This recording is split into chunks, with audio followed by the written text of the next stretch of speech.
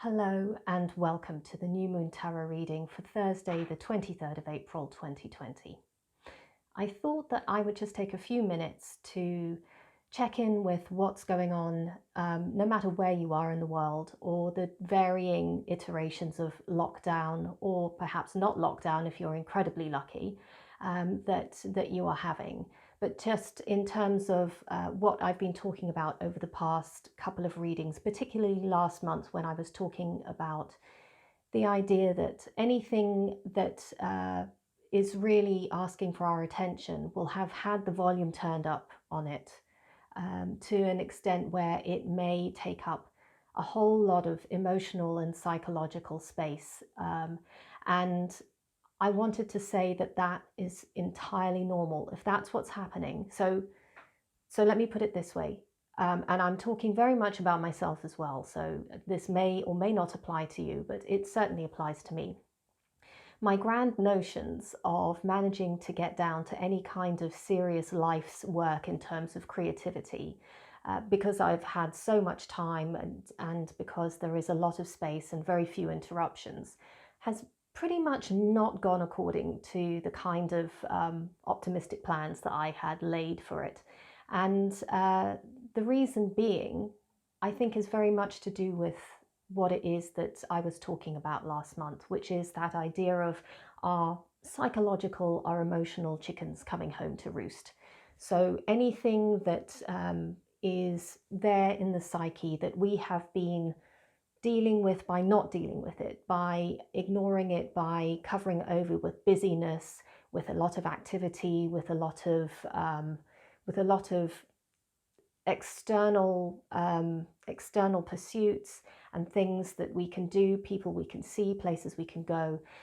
All of that is going to be coming up much stronger in the absence of any kind of distraction that we have for it. Of course, we can distract when we're at home, and that's what happens when this lack of creativity creeps in. So my book that I'm planning to write is certainly not writing itself at the moment. It is very difficult to drum up any kind of enthusiasm. And that will be to do with things that I need to work through in my own life. But it's also, and this is the second layer of it, things that we're all working through at the moment. All of the emotions, all of the thoughts that are coming up because of this virus and the impact that it's having on the world.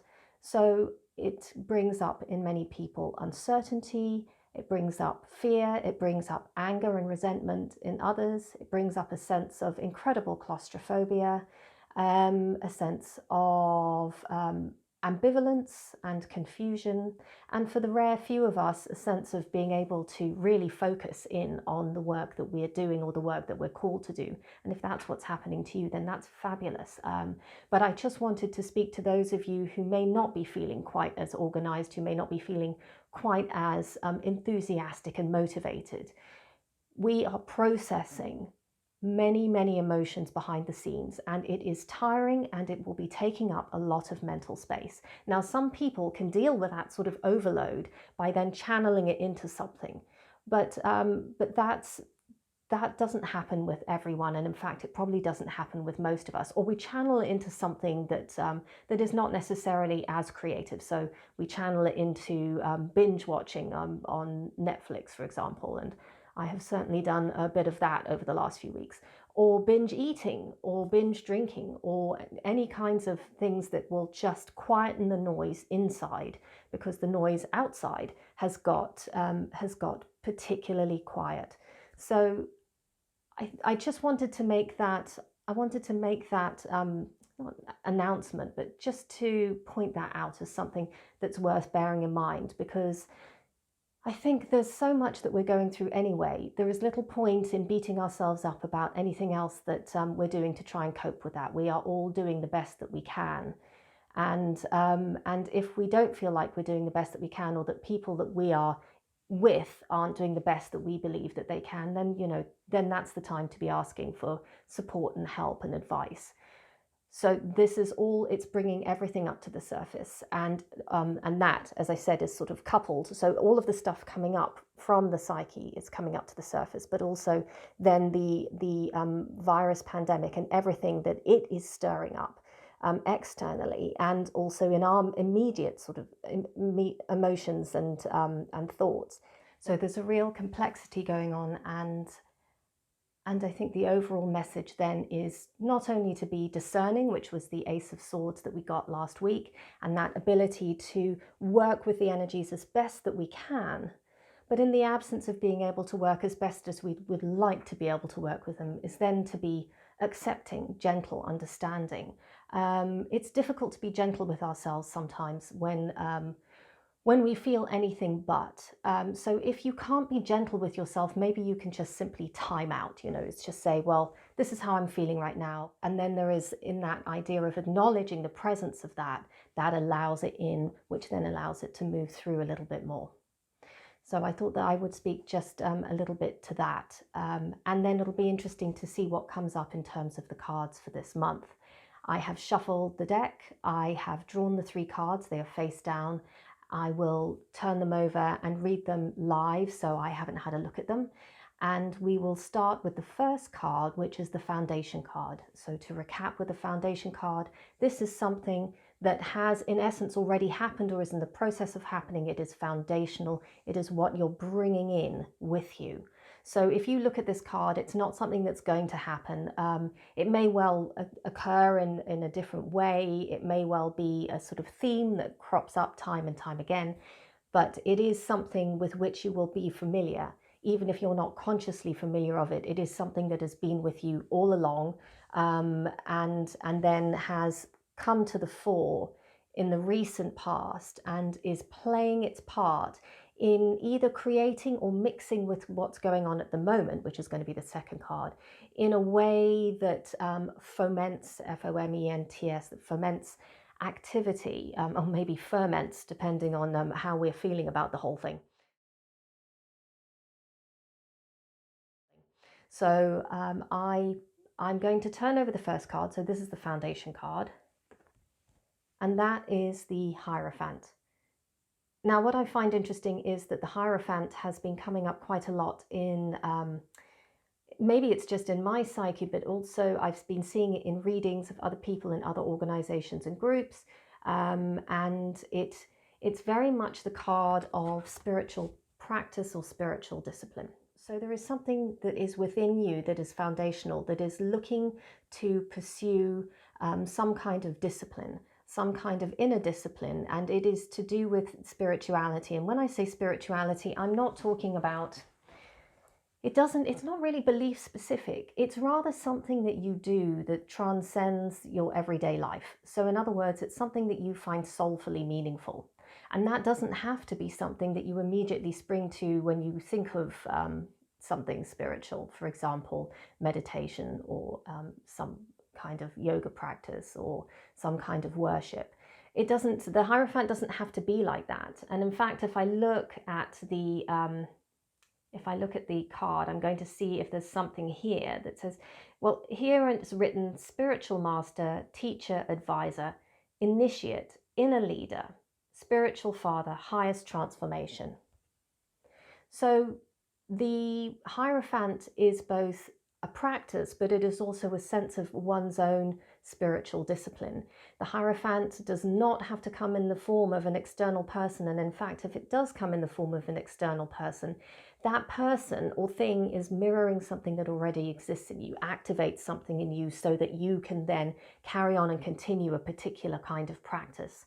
It is a practice, again, that can be loose. It doesn't have to be a thing that you sit down and do for a certain amount of time per day. It could be an approach to life. It could be a way of seeing things. But always it will transcend your mind-body. It takes you out of the here and now, out of the everyday. It connects you to something that feels mysterious inside you. You may not even know what it is that you are connecting with, but that you feel that you want to. And that could also be connecting with your creativity as well.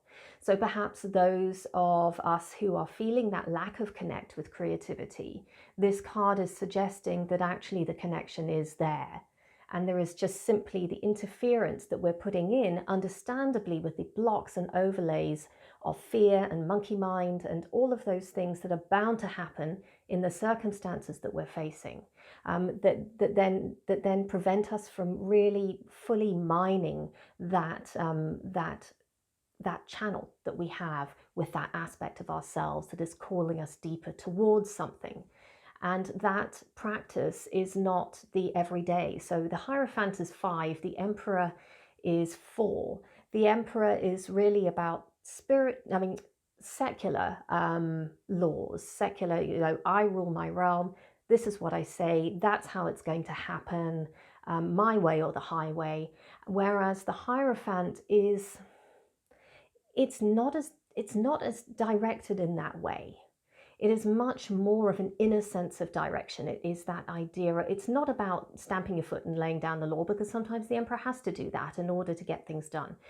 The Hierophant is about application and endeavor, without necessarily, I think, the achievement of anything either. The Emperor builds empires. The Hierophant is simply the connection itself. As you can see from the card here, the very wise looking, very calm, serene figure in the Hierophant archetype, and this open, he's not completely there because it's not completely situated in this world. As I said, it connects us with a mysterious something that then brings meaning to us, and we may not even be able to describe that sense of meaning either.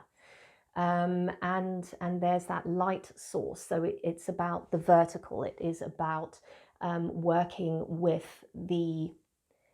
in a very, I remember Catherine McCune, who wrote a really amazing book that I've read at least twice, on becoming an alchemist. Really very good. A Guide for the Modern Magician, I think that's the subtitle.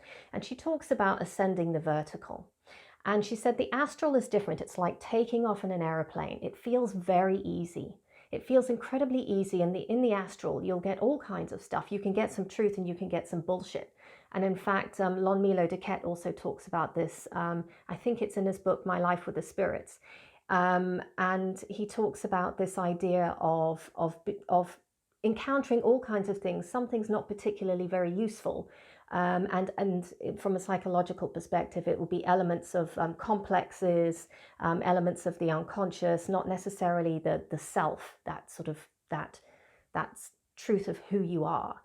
Whereas ascending the vertical is more difficult. It's actually quite tiring. You need a lot of focusing space. You need to be able to sort of narrow yourself to a single point in order to do this. You know that when you get lost in something and you lose all sense of time and you come out and you feel like you've run a marathon, but you've created something, whether that's baking bread or whether that's writing a poem, or, you know, it can be anything. And I would put no judgment on what that particular thing is, because it's what it does to you. It creates this still point within where everything else falls away around. And you come out of it feeling that sense of having achieved something, because it took it's not necessarily effort to get there, though that can sometimes happen, but it took discipline. So that's the Hierophant. You have this.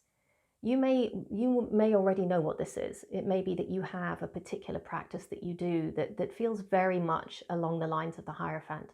But if you don't, then I would consider just looking at this card for a moment and seeing whether you can identify something in it that is familiar, because it is pulling a string, plucking a string inside you, that a string of recognition, and one whose vibration can carry you towards this particular thing, this activity, this state that is there lying in potential for you.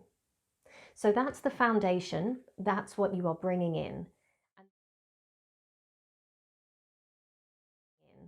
And this is the current weather. We have 2 major arcana cards already. This is a soul-based reading. It's already, if you've got the foundation, the Hierophant is preparing the way for judgment, or the judgment, as Carl Rohrig refers to it here. Then this is bigger than the everyday. It may be that all of the things that you're doing are very everyday things. So I don't want you to look at major arcana cards and suddenly think that you have to think of doing something incredibly special in order to be able to align with these archetypes. That's not it.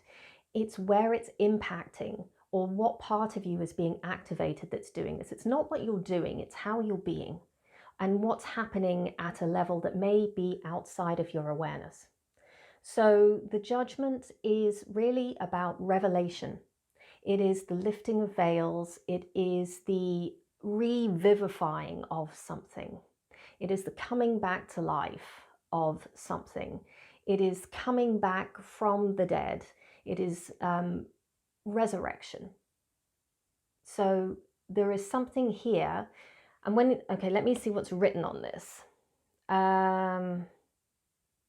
Of course, it is all German in this particular version of the card. Karl Rohrig wrote in both German and English, and this is all German. But what I would say is the word that stands out here is the Eon, which is very much a Crowley. That's the Crowley version of the deck, the Eon, the card in his Thoth deck that he did with Lady Frida Harris. This is what that card is called. It's the calling in of a new era. That's really what it is. It is something about the beginning of something, and it's as I said, it may be that it's not these grand gestures. It doesn't have to be some huge spiritual gesture, but what it does indicate is that something new is happening. Something will fall away because it's and in fact that would have been the Tower several cards before that. But something new is coming into being or coming back to life. So the Judgment is that moment, and it is the card, the penultimate card in the majors, where a sort of a stage in life is being reached, that something has been achieved or something has been accomplished. And in psychological terms, it is the sense of an aspect of yourself that is coming back into awareness, something that felt lost or something that you didn't even know existed is coming into awareness and sort of steps forward. I've got this image of almost another part of you that's been out of your eyesight, just behind you, just stepping forward so that they are now level with you and you can see them. And that part of you has been there all along. It's just that now your own, what it is that you've been doing, your own admission of its existence has let it in. And again, that a lot of this may be unconscious. And also what I would say is that this is what's coming up. This is the current weather. So this is in the process of happening, or it is yet to happen, or it's been happening and you will have a sense of something new coming through. However, you will probably only really see a lot of this going on in hindsight. So some time from now, whether that's days, weeks, months, or years. And you see it differently. The more perspective you have, the clearer it becomes. But there will be this idea of rejuvenation, of rediscovery, or to you it might just feel like simply discovery. But it is very clear that this piece was already there. And this angel is actually, in the Rohrig deck, is the same figure as the High Priestess. So that aspect of us, the two, that comes in and in from the liminal space to bring in messages to our consciousness, that figure who is able to breach, what's the word, to bridge. Well, actually, I quite like the idea of breaching as well. That can feel quite. It can feel quite urgent. It can feel like a bit of a transgression. It can feel like a birth, really. That's what it feels like, that breach. And that is not necessarily the most comfortable birth. But the figure here has her eyes open, whereas in the High Priestess, her eyes are closed. So it's almost as if, okay, here's a metaphor. It's almost as if, you know, that time when you are coming out of dream time, if you dream, this may still happen even if you don't dream, but you're in that moment where you're coming out of sleep and you haven't yet opened your eyes. And when your eyes are closed, you still have that kind of dream world with you. And it's called, I think it's called a hypnopompic state, where you are almost bringing that you're simultaneously in two worlds, because a part of you is still dreaming, but another part of you is now starting to get aware of the fact that there is a room around you, that life is going on around you, that it is time to wake up. That's the High Priestess, that ability to be able to bridge both worlds. And then you open your eyes, and then that suddenly comes into sharp relief. So that's what's going on this month. That's the current weather. It's an incredibly powerful card. So and interestingly as well, the High Priestess is the 2, and this is the 2-0. And the tool that will help you in all of this, to help to use the Hierophant, because the Hierophant's going to be instrumental in this awakening, to connect to that sense of yourself. And you don't have to get it right. It's just the trying of it. In other words, you don't have to get this perfect. I mean, I have had many, many meditation sessions recently where, and I do transcendental meditation. So there is the mantra that you're given, and you're supposed to go back to the mantra every single time. And, you know, I spend about 18 minutes of the 20 minutes, my mind wandering off to wherever it wants to go, whether it's the shopping that's getting delivered, or something that I need to go and fetch from the pharmacy, or a conversation that I had 3 years ago, or all of the regrets of things that I didn't say, or making something up so that I sounded better, all of those kinds of fantasies and whims and to-do lists and all of that. And I do that for about 18 minutes of the 20 minutes. And I come out of it, you know, and then I have this moment where an awareness in me goes back to the mantra, albeit momentarily, and then I sail off again. And I open my eyes after the meditation, and I think, well, was that even worth doing? I mean, what was I doing there? It just seems like such a waste. But actually, I know enough about meditation to know that there is no wrong way to meditate, particularly in the paradigm of this meditation. I'm not sure about other ones. So that is my example of a practice that is far from perfect in my own mind. And yet actually the practice was perfect because I did the practice. And that was it. So your Hierophant doesn't have to be this glowing, shiny gold object that has been buffed to a sheen and you know, is unmarked with fingerprints, this sort of idol of something that you have to live up to, a false idol, of course. Your Hierophant is simply the desire to do something, and then the action based on that desire, no matter what the outcome is. Because one of the things that we find out when we connect to our creativity, which is simply something deeply embedded in the unconscious, in the same way that when we start to try and remember our dreams, those aspects, and they all come from the same place, reach back towards us. And we tend to remember more, or we tend to do more, or we tend to connect more, we tend to get more information. So I would say just start, just begin, whatever it is that you're doing. And this is very much something that is active and there. And that revelation, as I said, may be really small. That revivifying, that aspect of you stepping forward may be small, and that's fine. That's absolutely fine. And I don't mean that to go as if it's not, and you know, to make it, try and make you feel better.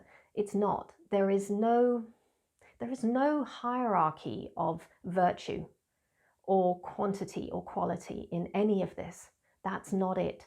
These are archetypes, that's it. We can never fully embody these archetypes while we're here anyway. And if we try and do that, or if we believe we have, then that is the That is the definition of mental instability, if we totally believe that an archetype is, we are that archetype. So it is acknowledging our humanness and then working with that and understanding that these archetypes are just simply there. And they are not awarding different colored stars depending on how well you do. And then in terms of the tool, so how it is that this practice works, and how it is that you meet this revelation of whatever flavor that revelation is the Nine of Swords. In terms of the card, I'm going to suggest that one of the things that that this is about, because the Nine of Swords is, and it's written here quite clearly, is cruelty. And I'm going to suggest that actually the tool here is to be aware of when it is that is very much active. So in other words, the tool that you have, you can either use to undo or to heal. You can use it to dismantle what you've done through judgment, through self-beration, or you can use it to, you can use your awareness of what it is that you're capable of saying to yourself, thinking about yourself, and understand that that may be something that is an interference. So the tool card this month is almost asking us to draw attention to its presence rather than using it per se, in the same way that we would use a lever or a screwdriver or something like that. It's noticing the presence of a tendency in ourselves. So in other words, the tool that we're having is, I'm reaching back to get to this. The tool that we are being given is the awareness of cruelty. We have an incredible capacity to tear ourselves and each other down, and I'm seeing that happening a lot at the moment. And one of the things that we have, because swords are the mind, so the very thing, the swords in the Nine of Swords, the card is actually asking us to use those swords to self-reflect. So we use the very implements that we can also use to hurt ourselves and others. So when we apply the sword, and again, all I've got in my mind now is the Ace of Swords from last month, which I think, yes, is the foundational card. So it's something that we bring in with us. We're able to know what the Nine of Swords is in order to identify it, and when it is present, and when it is interfering and undoing what it is that we are trying to achieve.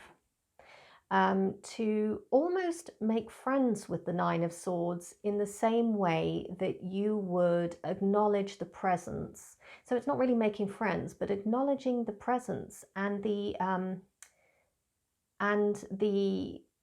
capacity that this particular thing has to have an impact on your life. You make space for the Nine of Swords, because if we deny the Nine of Swords, then it comes out sideways. And when it comes out sideways, we end up not only hurting ourselves, we also end up hurting each other for reasons that we're not quite sure why. But normally it is a sense of resentment, or a sense of jealousy, or envy, or fear. All of these things that we lash out at in others are actually the things that sit inside us. So the Nine of Swords is something that really needs to be openly acknowledged, because unless we openly acknowledge it, what it does is it runs the show. And it runs the show as if we think that this is what we should be doing, that we have not only the ability, but it is our duty to wield those swords in ways that create this. And that barbed wire to me speaks of separation. And the tears and the pain and the blood and the grief And I look at that eye and the eyeshadow and just see the contrast between this beautifully made up eye and then that the pain that happens and the grief that happens to that person. And the eyes are the windows to the soul. So this is really about the pain that goes straight through to the soul of when we act unconsciously. So the Nine of Swords is worth bearing in mind, because when we, as I said, when we give ourselves the space to accommodate the Nine of Swords in our psyches, we are that much better able to identify when the Nine of Swords is active. And we dismantle the Nine of Swords by using swords, by going, I see that now. That's what's going on. That's the ace. I see that now. There's the Ace of Swords. That's what's going on. Do I continue or do I stop? Because when you look at them together,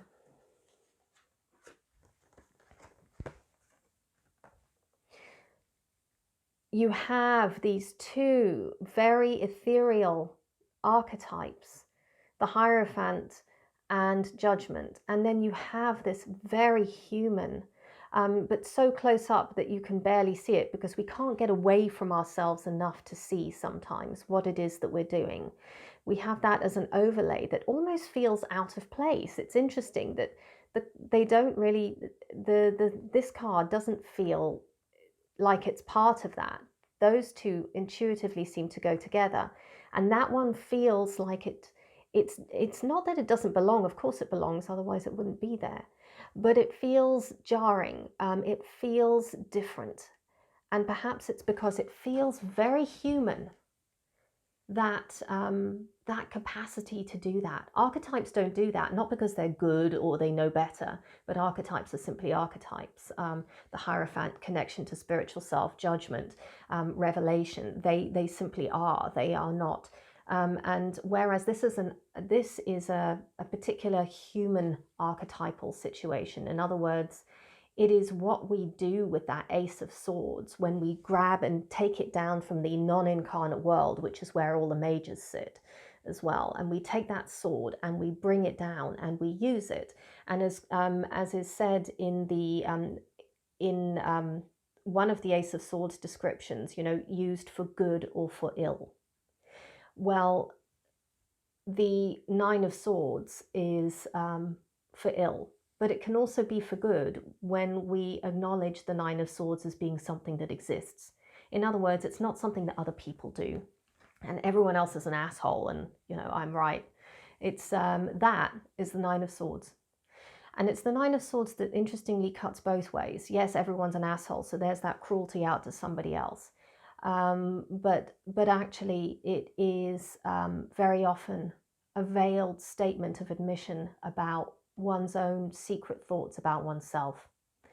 And that is projection in action. So when we lash out, very often, and I'm seeing a lot of the lashing out, it's fear. A lot of it is fear. Fear of the unknown, fear of being wrong, fear of being right, but particularly fear of the unknown. And that is when it's very, very hard to keep those swords close enough so that they don't cut either way. To sheathe them and put them away, because things are volatile at the moment, and moods are volatile and words are volatile. So it's worth bearing in mind that this volatility is a reflection of what's going on inside too. And sometimes that just means simply stepping away. It's not about it's sometimes that the best thing that we can do is to just acknowledge that this is what's happening and then to step away. And sometimes it is really about working more actively with it. But one way or the other, you will know what that is at the time, because you have the Hierophant as your spiritual practice, which will connect you with that wisdom that lies outside the personal and lies outside us and them. It's transpersonal. And then Judgment, revelation that is transpersonal. It takes us away from us and them. It takes us above. It renders us a view, a perspective where everyone is equal and everyone is not the same, but that we are no different from anyone else. And I think that that's what it is. This judgment is also a leveler.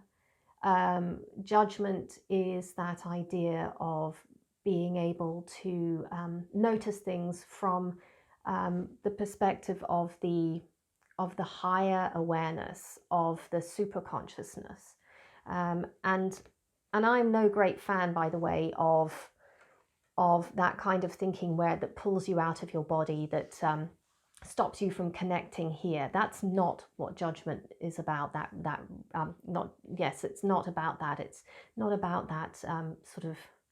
That's a false judgment. That's the astral. That's the astral plane that you're talking about with the Hierophant. This is simply a knowing, and it's a knowing that doesn't need to announce itself with fanfares. The only fanfare that's going on is the trumpet call to one's own revivification, one's own awakening. But the trumpet call is more of a deeply embodied one. It's one that it's not one where we blow our own trumpets. It is not about being above everything. It's this paradox of being totally involved in knowing that we're all in this together, and then also having an aspect of ourselves that is able to take a different perspective on things, even if it doesn't necessarily share that perspective with our conscious minds that often. But one thing to be aware of is the Nine of Swords. So there's your tool. Make space at your table for the Nine of Swords. In your inner table, make space for it, because if you can't make space for it, it's there. And it will elbow its way in one way or another. And I think that is the reading for this month.